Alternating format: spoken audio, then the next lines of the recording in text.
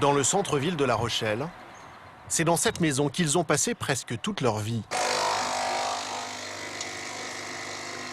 Dominique, standardiste retraité, et Yves, ancien chef d'entreprise, l'ont fait construire en 1986. Mais au début de leur retraite, il y a 5 ans, le rêve a tourné au cauchemar. Allez, on est parti. On est parti, on va voir les fissures. Voilà. Allez, zoom.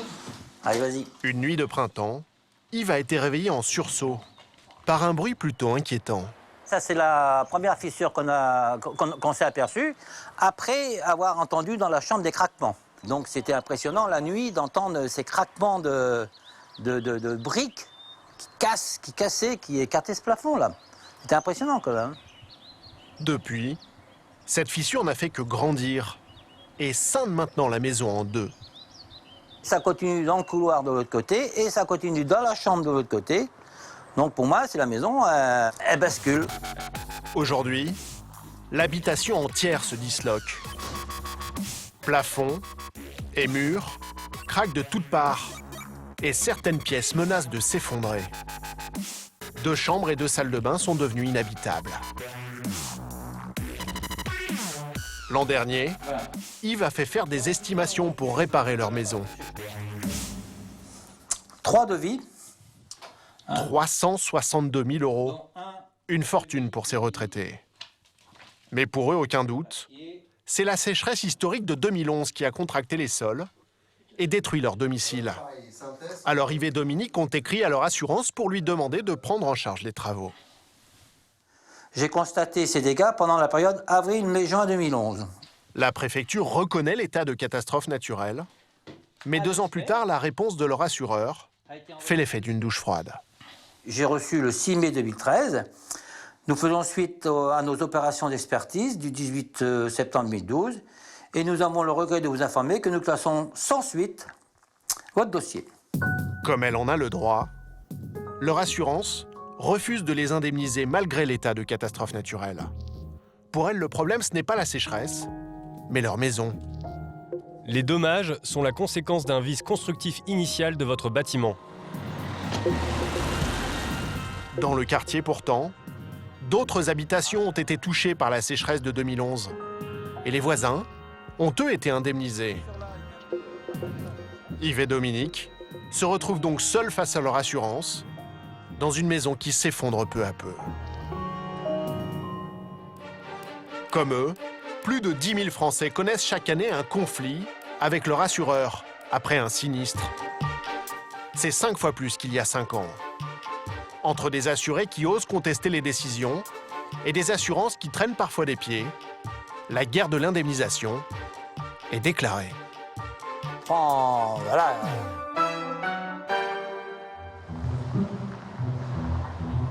À Paris, sur la butte Montmartre, c'est au rez-de-chaussée de cet immeuble qu'habite Agnès, consultante en communication. À cause de ses voisins et des canalisations de son immeuble, elle a subi des dégâts des eaux en série. Le dernier en date a été le pire de tous. J'arrive et ici une piscine. Voilà, tout ici une piscine. J'avais à peu près ça d'eau, donc jusqu'en haut des plaintes. Et alors là, tête cardiaque pratiquement. Et donc là, j'allume tout. Et en fait, la piscine était là, mais c'est surtout qu'il y avait un flot qui est descendu jusqu'en bas, puisque c'est un duplex. C'était un dégât des eaux de mon voisin du dessus, en fait. Voilà, ça coulait. Ici. Les toilettes du voisin se déversent dans sa chambre à coucher, en souplex. Ça sentait mauvais, c'était horrible. Hein. Impossible d'ouvrir la porte. Là, la porte a été obligée d'être détruite ici. C'était il y a plus d'1 an. Mais le souvenir la hante encore. Parquet et dressing sont à refaire. Chaussures et vêtements à jeter. 60 000 € de sinistre. Dans son rez-de-chaussée, Agnès a subi 4 sinistres, comme celui-ci en 4 ans. À chaque fois des dégâts des eaux dans les étages supérieurs. Agnès n'est jamais responsable, mais se retrouve au milieu d'un imbroglio dans lequel voisins et syndics se renvoient la faute pendant des mois. C'est tellement compliqué. Vous avez la copro, vous avez votre assureur, vous avez l'assurance de la copro. Enfin bon, c'est horrible. En plus, moi, on a changé de copro en plein milieu. Alors pour parvenir à se faire rembourser, elle décide de faire appel à un négociateur professionnel. Son sauveur s'appelle Denis Legrand. Il est mandataire d'assurance. Avec l'augmentation du nombre de contentieux, ces experts indépendants, on le vend en poupe.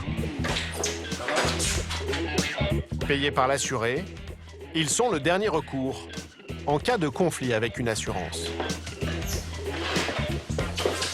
Il y a des gens qui sont dans la panade, excusez-moi le terme, et qui sont dos au mur, et on est la bouée de secours. On est la dernière chance de sortir quelque chose d'un contrat qu'ils ne maîtrisent plus du tout.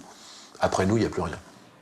Sa mission, c'est d'appeler encore et encore l'assurance à la place d'Agnès pour négocier. Oui, bonjour. J'ai envoyé la lettre d'acceptation et l'ensemble, d'une part, le règlement immédiat a été réglé. Il restait indifféré sur le dossier, j'ai envoyé tous les justificatifs le mois dernier. Normalement, vous avez tous les éléments pour... Aujourd'hui, il doit encore récupérer 10 000 € qu'Agnès a avancé pour refaire son escalier. Jusqu'ici, l'assureur traîne des pieds. J'imagine qu'ils vont créditer la copropriété, hein, le syndic. Bonne surprise, la conseillère vient de lui annoncer le remboursement des derniers travaux d'Agnès. Merci madame, bonne journée. Au revoir. Ah, c'est une bonne nouvelle, ça, déjà. J'aurai déjà quelque chose à annoncer à notre cliente tout à l'heure. Donc je suis plutôt content. Après plus d'1 an de négociations, le mandataire de victime a enfin réussi à obtenir les 10 000 € manquants. Bon, je repasserai en fin d'après-midi. Au total, il a récupéré plus de 70 000 € pour le compte de sa cliente. Lui empoche 5% d'honoraires, soit 3 500 €.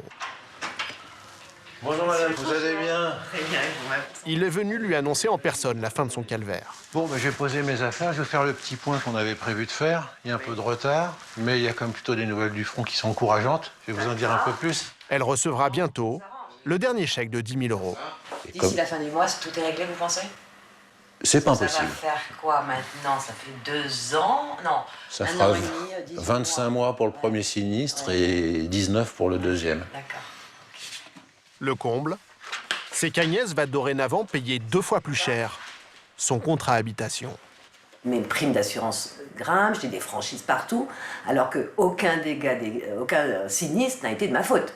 Ça a toujours été ou l'immeuble ou les voisins. Je suis victime et c'est moi qui paye maintenant.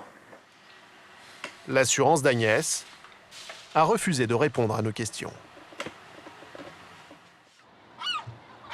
Retour à La Rochelle, où un autre mandataire de victime a été appelé à la rescousse. Spécialité de Philippe Chevrier depuis 20 ans, la construction. Il va essayer de débloquer la situation d'Yves et de Dominique, les retraités. Bonjour. Depuis 1 an, Ça va? il s'est lancé dans un bras de fer avec leur assureur pour qu'il accepte enfin de financer les 360 000 € de travaux dans leur maison fissurée.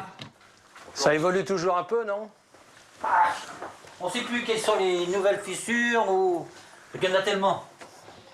Pour cela, ils s'appuient sur l'étude géotechnique commandée par leur assureur que le couple est bien incapable de déchiffrer tout seul.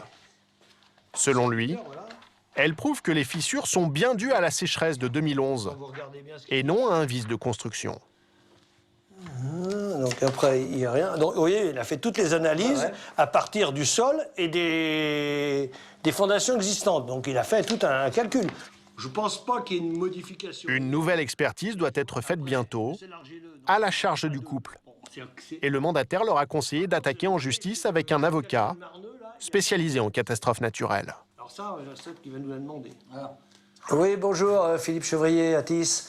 Oui, je vous téléphone. Mais l'audience devant le tribunal de La Rochelle est sans cesse remise à plus tard. Finalement, peu de solutions. Parce que c'était prévu au 19, maintenant ça va être repoussé jusqu'à combien de temps? On peut imaginer, si on dit 2-3 mois, que l'étude de sol elle soit faite d'ici avril, mais qu'on ait les résultats qui soient diffusés en juin, et puis qu'on ait une nouvelle expertise qui soit faite sûrement à la rentrée de septembre. 5 ans après les premières fissures, le chemin de l'indemnisation sera encore long. Je suis un peu député Et à première vue, de repartir encore, on va dire, encore pour un an. Je trouve ça anormal. C'est profiter de la petite personne, des petites gens. Avec l'aide de leur mandataire, le couple espère tout de même obtenir un jour gain de cause. Bonne journée. Merci.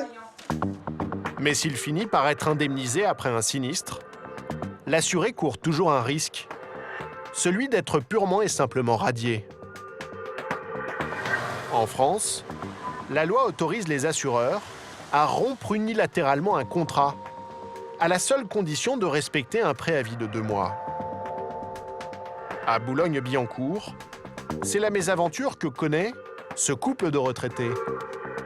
Françoise, ancienne kiné, et Jacques, qui travaillait dans l'aéronautique. Il y a quelques jours, ils ont reçu une lettre recommandée de leur assureur.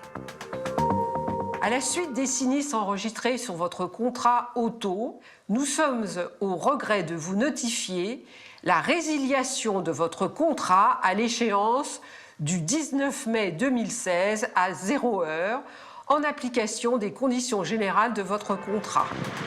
En cause, plusieurs sinistres sur cette voiture grise depuis 4 ans. 5 bris de glace, phares ou pare-brise, dont ils ne sont pas responsables. Il y a aussi 2 accidents de la circulation, des dommages mineurs sur une portière et un choc par l'arrière. Françoise a bien du mal à comprendre cette radiation soudaine. Finalement, je me dis, je comprends ceux qui roulent sans assurance. Puisque à quoi ça sert une assurance? Puisque dès qu'on a un tout petit souci, ils vous jettent comme des malpropres. Donc une assurance, si on leur rapporte, c'est bon, mais dès qu'il y a un souci, on vous met à la porte. Mais elle n'est pas du genre à se laisser faire. Françoise décide d'appeler son conseiller d'assurance pour lui demander des explications.